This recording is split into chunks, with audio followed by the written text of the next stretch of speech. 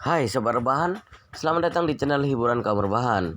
Admin akan membacakan kelanjutan sebuah cerita novel yang sangat menarik, yang sangat seru, yang sangat menghibur, yang sangat layak untuk diikuti dari awal hingga akhir. Sebuah cerita novel yang berjudul The Story of Yi-Chen. Tetapi sebelum melanjutkannya, pastikan kalian sudah subscribe channel ini dan aktifkan lonceng notifikasinya agar tidak ketinggalan jika admin upload video terbaru. Jika kalian menyukai cerita seperti ini, jangan lupa like, jika berkenan share juga ke teman lainnya agar teman-teman lainnya juga mendapatkan informasi hiburan di channel ini. Baik, kita lanjutkan di part ke 361 bertepatan dengan bab ke 1721. Yi-Chen segera berkata setelah mendengarkan kata-kata itu. Nanaku, katakan saja, aku akan menyetujuinya kalau aku bisa melakukannya. Itu Nanaku ragu sejenak dan melihatnya penuh harap. Dia berkata dengan serius, aku ingin meminta Tuan Yi-Chen tinggal sebentar lagi. Tinggal sebentar lagi. Yi-Chen agak terkejut dan bertanya tanpa sadar, tinggal seberapa lama lagi? Sejujurnya, aku berencana pulang ke Tiongkok malam ini. Pesawat masih menunggu di Osaka. Mata itu Nanaku merasa panas dan menunduk dan berkata pelan, Ini tergantung pada jadwal Tuan Yi-Chen. Berapa jam juga tidak apa-apa jika waktunya mendesak. Setelah itu Nanaku segera menambahkan, Tuan Yi-Chen jangan salah paham. Masalah adalah ayahku dan Tanaka-san dirawat di rumah sakit karena terluka parah. Bibi bukan hanya harus mengurus masalah keluarga besar, tapi juga harus merawat mereka. Sedangkan otakku juga agak kacau saat ini dan tidak tahu harus mulai dari mana untuk sementara waktu, sehingga aku ingin minta Tuan Yi-Chen menemaniku beberapa jam. Yi-Chen mengangguk setelah berpikir sejenak. Kalau begitu aku akan di sini sampai sore karena membutuhkan waktu 4 jam untuk ke Osaka. Itu Nanaku bertanya, apakah Tuan Yi-Chen sudah memesan tiket penerbangan dari Osaka? Bukan, Yi-Chen berkata dengan jujur. Seorang teman menyiapkan pesawat pribadi dan sedang diparkir di bandara Osaka sekarang. Itu Nanaku mencoba bertanya, Tuan Yi-Chen, apakah kamu bisa meminta orang-orang yang akan berangkat bersamamu naik pesawat ke Tokyo dulu, kemudian kamu bertemu mereka di bandara Tokyo untuk kembali ke Tiongkok bersama. Jika seperti itu, kamu bisa menghemat waktu perjalanan 4 jam. Bisa tidak? Itu Nanaku buru-buru berkata lagi, tidak apa-apa kalau tidak bisa. Tuan Yi-Chen tidak perlu merasa tidak enak. Yi-Chen berpikir sejenak. Rencana adalah kembali ke Osaka dengan mobil, kemudian bertemu dengan Chen Jekai, Hongwu, dan Wei Liang, lalu kembali ke Jinling dari Osaka. Namun cara yang dikatakan itu Nanaku merupakan solusi yang terbaik. Dirinya tidak perlu melakukan perjalanan jauh ini jika meminta Chen Jekai dan lainnya langsung terbang ke Tokyo. Selain itu, terjadi masalah pada keluarga itu sehingga wajar saja keluarga itu Nanaku merasa bingung dan tidak berdaya. Dirinya sebenarnya tinggal beberapa saat lagi. Selain itu bisa sekalian mencari tahu gerakan keluarga Su di Tokyo. Dia berkata kepada itu Nanaku ketika memikirkan ini, kalau seperti itu aku akan menelpon teman-temanku, nanti akan menanyakan situasi mereka di sana. Itu Nanaku mengepalkan tangannya dengan penuh semangat. Dia berkata dengan gembira, baguslah kalau seperti itu. Itu Nanaku yang penuh semangat segera mengundang Yi-Chen ke ruang makan rumahnya. Di ruang makan di rumah tapi sebenarnya luasnya bahkan lebih besar dari restoran ukuran sedang di luar. Yi-Chen merasa memasuki sebuah restoran prasmanan Jepang. Ada beberapa koki yang sedang sibuk membuat berbagai jenis makanan Jepang di dalamnya. Itu Nanaku bertanya penuh harapan kepada Yi-Chen.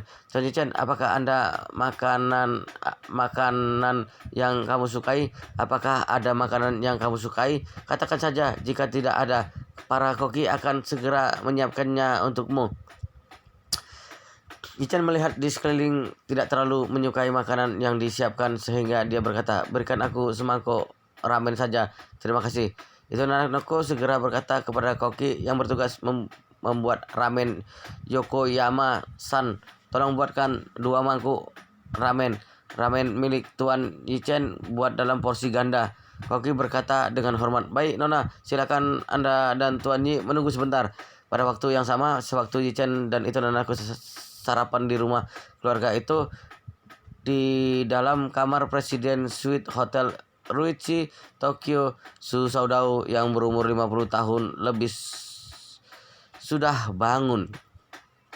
Dia memegang segelas kopi dan tangannya menjepit sebatang rokok sambil melihat pemandangan jalan-jalan Tokyo yang masih diselimuti kegelapan di luar jendela. Dia menemukan puntung rokok di asbak setelah rokoknya habis. Kemudian menyalakan sebatang rokoknya lagi. Dia bertanya kepada Zhao Yiming yang merupakan orang kepercayaannya, bagaimana keadaan Nona dan Tuan Muda sekarang. Zhao Yiming melihat jam dan berkata, pesawat akan mendarat di Yanjing dalam waktu setengah jam lagi. Aku sudah memberitahukan kepada keluarga besar. Nyonya dan dokter sudah bergegas ke bandara sehingga Nona dan Tuan Muda akan segera dibawa ke rumah sakit untuk pemeriksaan keseluruhan begitu pesawatnya mendarat. Ya, Su Saudao mengangguk dan berkata dengan ekspresi suram, masalah kali ini benar-benar berbahaya. Chipe dan Jiyu hampir mati di Tokyo. Matsumoto Yoshito, sialan, kemarahanku bahkan sulit diredakan meskipun membasmi seluruh keluarganya. Zhao Yiming buru-buru berkata, Tuan, seluruh keluarga Matsumoto Yoshito sudah menjadi arang. Anda tidak perlu terlalu emosi. Su Saudao mengertakkan giginya dan berkata setelah menghisap rokoknya, karena ini Tokyo, maka tidak leluasa melakukan sesuatu. Jika tidak, aku pasti akan mengirim Rowley membawa Matsumoto Yoshito ke depanku lalu menyiksanya sampai mati. Zhao Yiming berkata, Tuan, pihak kepolisian Tokyo sudah curiga kalau keluarga Su yang melakukan ini. Mereka terus melakukan protes kepadaku sewaktu Anda istirahat. Mereka merasa keterlaluan karena tidak menyapa mereka dengan terjadi hal sebesar ini.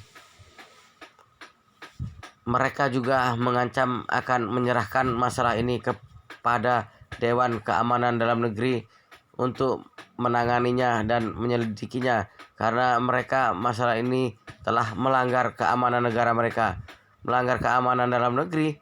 Su Saudao mendengus dingin. Apakah hanya satu Matsumoto Yoshito bisa dikatakan dengan masalah keamanan dalam negeri? Aku rasa mereka tidak senang karena kita telah membunuh begitu banyak orang di Tokyo dan merasa malu, bukan? Benar, Zhao Yiming berkata dengan jujur. Pemerintah Tokyo juga tidak senang. Mereka merasa masalah ini sangat kejam dan sangat mempengaruhi citra kota Tokyo. Jadi mereka memutuskan untuk menyelidiki kasus ini sampai tuntas. Selain itu, Bandara Internasional Tokyo dan beberapa bandara internasional di beberapa kota di sekitarnya telah memasuki keadaan darurat. Mereka menyelidiki semua orang asing yang meninggalkan Tokyo secara ketat, bahkan mengumumkan bahwa untuk sementara waktu pesawat pribadi dan pesawat sewa tidak diizinkan untuk lepas landas. Pesawat kedatangan kita juga sedang dipantau.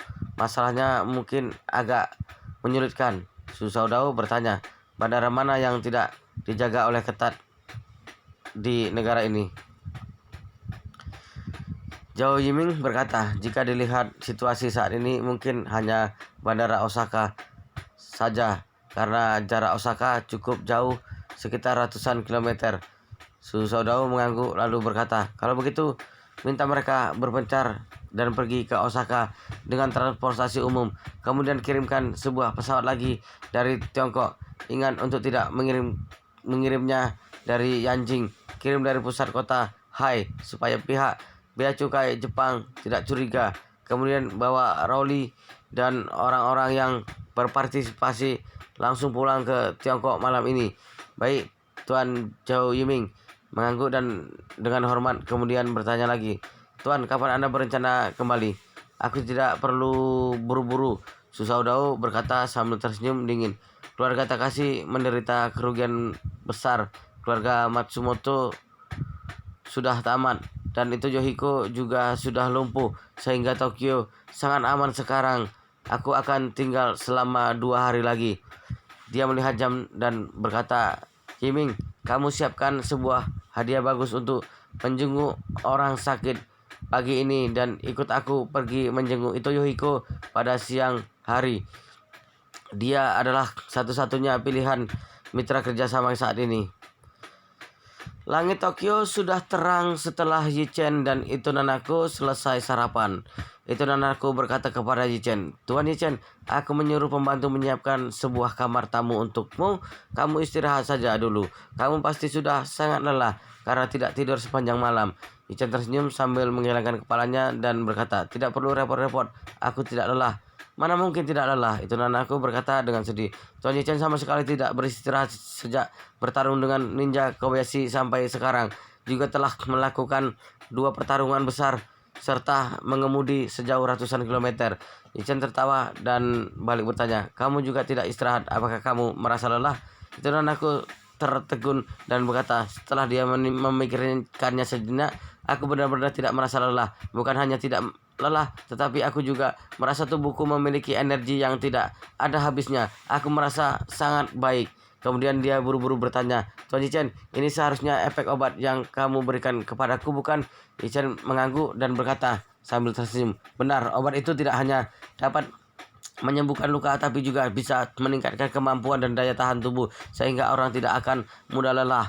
Itu Nanako merasa kaget. Obat ini ajaib sekali. Jika bisa diproduksi massal, maka farmasi Jiusuan Tuan Yichen pasti akan menjadi farmasi teratas dunia, bukan? Yichen berkata sambil tersenyum. Obat ini tidak bisa diproduksi massal karena ini adalah barang langka yang ditinggalkan dokter sakti Tiongkok.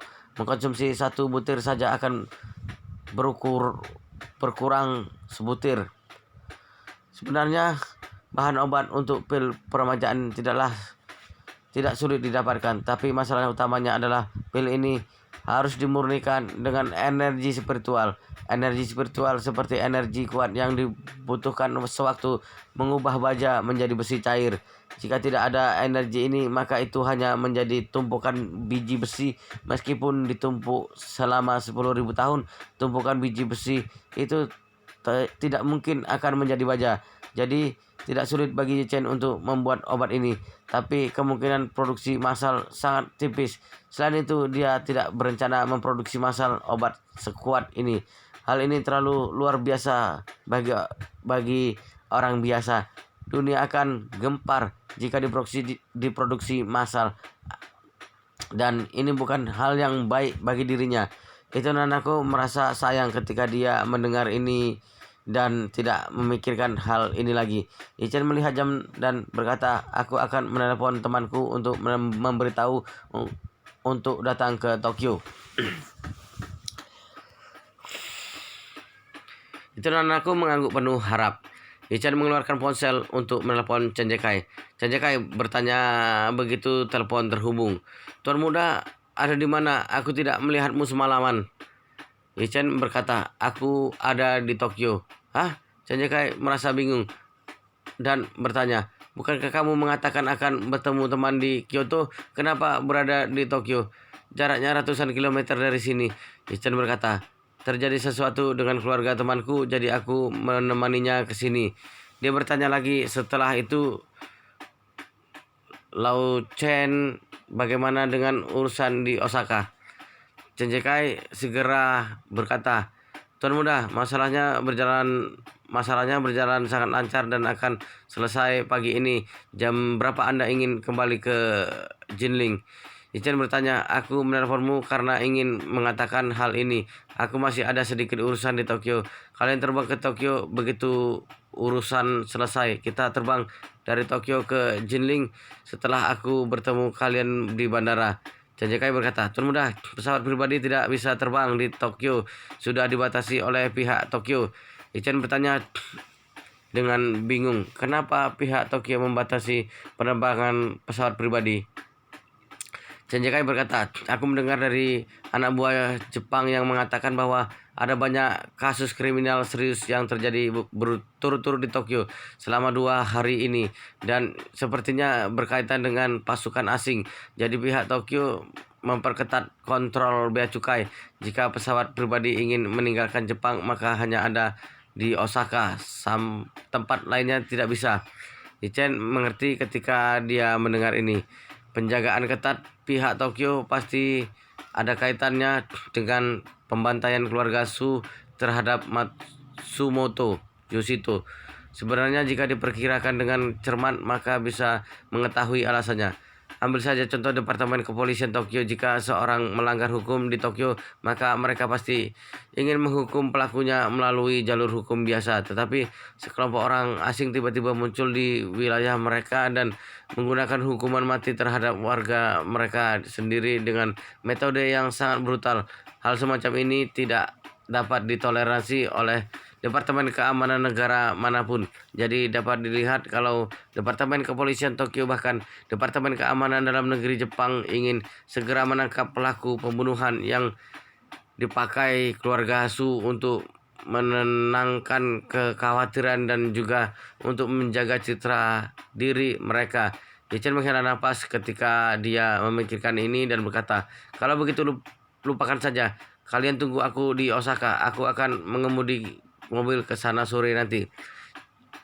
Cenyekai buru-buru berkata, "Tuan muda, terlalu lelah kalau mengemudi karena perjalanan sangat jauh.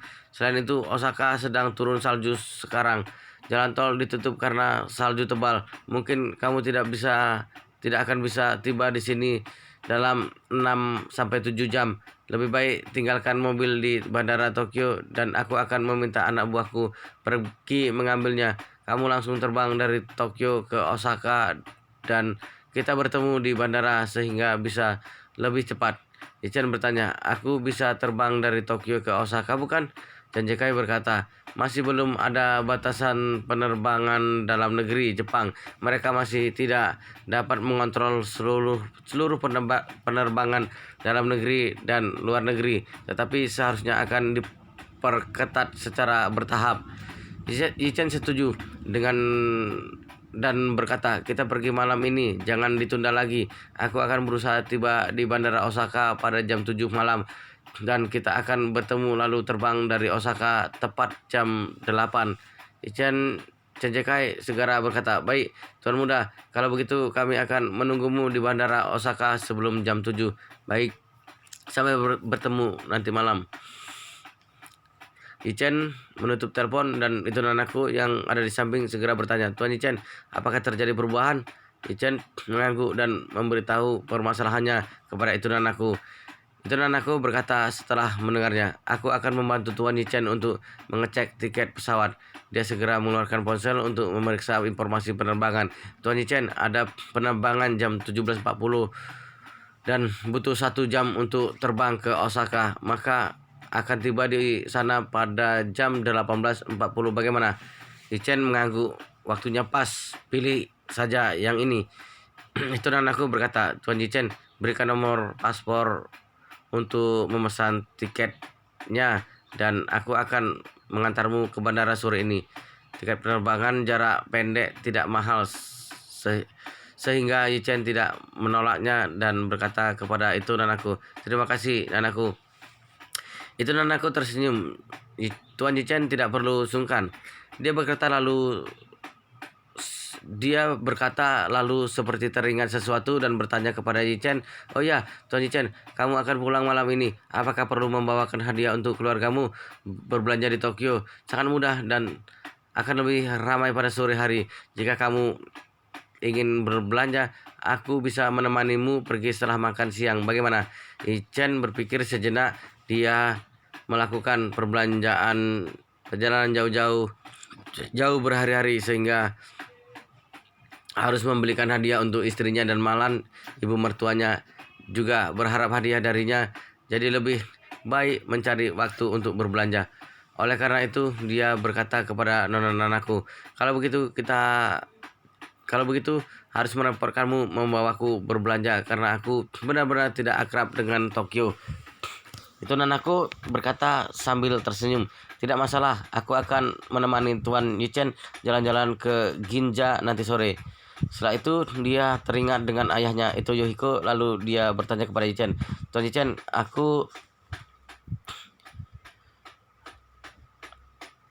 Aku ingin mengantar makan siang untuk ayahku. Apakah kamu tidak keberatan pergi denganku?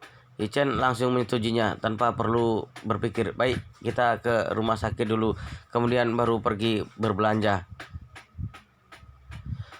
Setelah sarapan, Yi Chen yang tidak melakukan apa-apa dibawa itu Nanako ke kamarnya. Sama seperti di Kyoto, Nanako mengundang Yi Chen duduk di tatami kamarnya, lalu membakar sebatang dupa dan menyiapkan segelas matka Jepang untuk Yi Chen. Kemudian baru berkata kepada Yi Chen, Tuan Yi Chen, aku ingin melihat laporan keuangan dan informasi rinci tentang industri keuangan supaya bisa menyesuaikan diri secara keseluruhan. Beritahu aku jika kamu merasa bosan. Yi Chen berkata dengan santai, aku tidak apa-apa, kamu sibuk saja. Aku akan memainkan ponsel. Sebenarnya Yi Chen tidak suka bermain ponsel. Dia juga tidak sama seperti anak muda sekarang yang tidak bisa dipisahkan dengan ponsel. Alasan kenapa dia ingin melihat ponselnya karena dia ingin memeriksa berita Tokyo untuk melihat apakah bisa menemukan informasi yang lebih berguna. Itu dan aku membungkuk di depan rak buku dan membaca data rahasia keluarga dengan serius. Semua data yang dia pegang sangat rahasia, tetapi dia sama sekali tidak waspada dengan Yi Chen yang ada di sampingnya. Yi Chen membaca beberapa berita lokal. Dari sekian banyak berita, ada satu berita yang menarik perhatiannya. Berita itu mengatakan kalau telah terjadi insiden kekerasan relatif serius di Tokyo. Sebagai organisasi kekerasan nomor 1 di Jepang, Yamaguchi mengeluarkan pernyataan kepada semua anggotanya di seluruh negeri yang mengatakan akan menggunakan kekerasan untuk membasmi kekerasan demi menjaga ketertiban umum di Tokyo. Yamaguchi adalah pemimpin geng Jepang bersama dengan mafia Italia, merupakan 3 geng terbesar di dunia. Kekuatan mereka tidak boleh diremehkan. Mereka mengeluarkan pernyataan pada saat ini, meskipun mereka tidak menyebutkan nama, tapi seharusnya ditujukan kepada keluarga Su. Keluarga Su terlalu berlebihan kali ini. Mereka menyinggung pihak resmi dan geng Jepang. Meskipun mereka dapat melepaskan diri sepenuhnya kali ini, tapi jika ingin datang berkembang di Jepang kelak, maka mungkin akan mendapat perhatian khusus dari pemerintah Jepang dan organisasi masyarakat. Pada saat ini, kediaman keluarga Yi di Yanjing. Yi Zongquan, kakek Yi Chen, mengumpulkan seluruh keluarga Yi untuk rapat karena berita ini. Dia membalik berita di tablet sambil berkata kepada semua orang, keluarga Su benar-benar sudah jatuh ketimpa tangga pula. Kerjasama masih belum berhasil. Cucu laki-laki dan cucu perempuan tertua hampir mati. Mereka juga menyinggung seluruh Jepang pada saat ini. Mungkin akan sulit bagi keluarga Su jika ingin berkembang di Jepang kelak. Yi Changkong, paman pertama Yi Chen, tertawa kencang dan berkata dengan bangga, keluarga Su sangat memalukan kali ini. Mungkin tuan besar keluarga Su akan sangat marah sehingga tidak bisa makan selama 3 hari. Yi Changyung, paman ketiga, berkata kesal, nasib keluarga Su masih beruntung, sial. Matsumoto Yoshito telah melakukan jebakan besar. Kenapa tiba-tiba ada orang misterius yang menyelamatkan Su Jipei dan Su Jiyu? Jika Su Jipei dan Su Jiyu mati di Tokyo, maka seluruh keluarga Su akan hancur. Mereka adalah perwakilan generasi muda yang paling menonjol. Benar. Ye Zongquan juga menghela napas. Meskipun Su Chengpeng memiliki siasat dan keberanian, tapi dirinya sudah tua. Su Shaodao lebih kejam, tapi kemampuannya masih kurang. Dirinya tidak bisa berbuat apa-apa sewaktu Chang Ying masih ada. Dia mengejar istrinya secara gila-gilaan. Istrinya kecewa dan akhirnya memilih dirinya setelah ditolak berkali-kali oleh Chang Ying. Yi Zongquan menghela napas dan berkata dengan sedih, "Jika Chang Ying masih ada, jangankan keluarga Su, bahkan naga dari langit juga bukan lawan keluarga Yi." Wow, luar biasa sekali guys, ceritanya sangat seru, sangat menarik, sangat menghibur, sangat membuat kita penasaran jika tidak mengetahui cerita kelanjutannya. Tetapi sepertinya di part ini, di video ini, sampai di sini dulu dan kita akan lanjutkan di part berikutnya di video selanjutnya. Pastikan kalian sudah subscribe channel ini dan aktifkan lonceng notifikasinya agar tidak ketinggalan jika admin upload video terbaru. Jika kalian menyukai cerita seperti ini, jangan lupa like, jika berkenan share juga ke teman lainnya agar teman lainnya juga mendapatkan informasi hiburan di channel ini. Baik, kita lanjutkan di part berikutnya di video selanjutnya.